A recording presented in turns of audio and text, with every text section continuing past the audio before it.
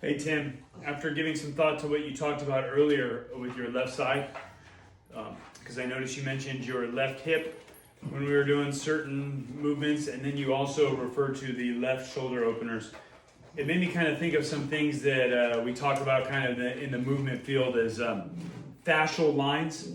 So fascial lines basically run from your toes all the way to the top of your head, and they usually crisscross the body. Normally we see restrictions at some point in those fascial lines kind of being consistent up one side of the body. For example, my right side, torn Achilles on the right heel, torn hamstring, right SI joint, bulge disc, tendonitis in the right elbow from baseball, torn labrum from swimming, and a bad basketball rebound, all my right side. Theories go back even into the biopsychosocial model as to why one side seems to be more affected when the other side can be completely healthy. But regardless of that, so you mentioned the left side.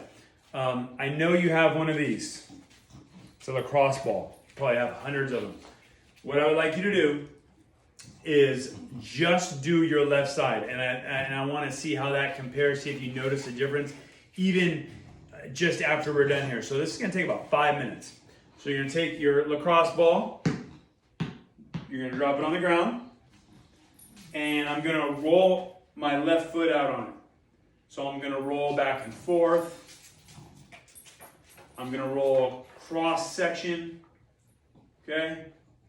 It's going to be tender. If you've never done this before, any ball would be tender, even a tennis ball. Lacrosse ball, about middle density. It's going to be tender. You can put pressure on. Notice I can kind of, but full body weight. I do this 4 or 5 times a week, so it's a little better. Sometimes I even use a golf ball.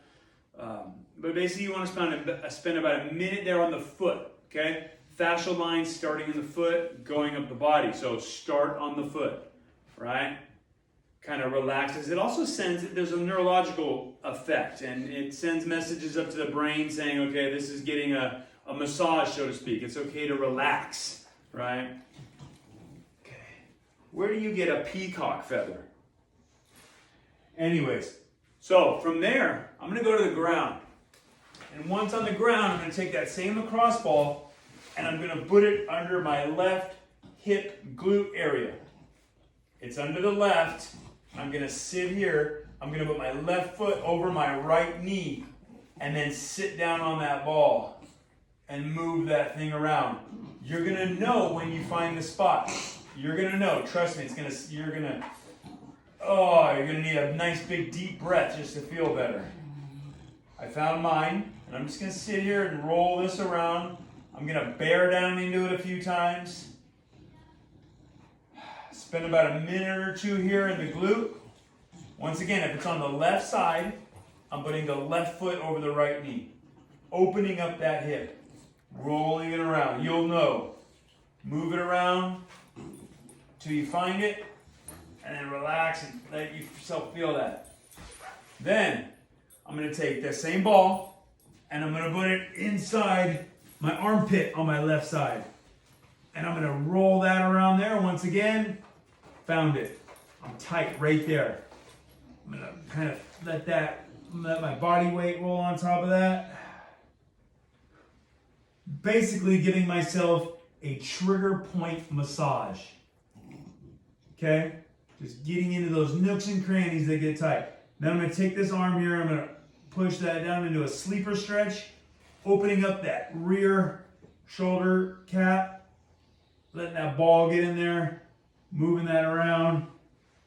Once again, 2 minutes or so. In there. Okay. You're going to hop up. Even just that even right there, I only did 2 minutes. And I feel lighter and more mobile on my left side than I do on my right. Give it a try. Let's talk more.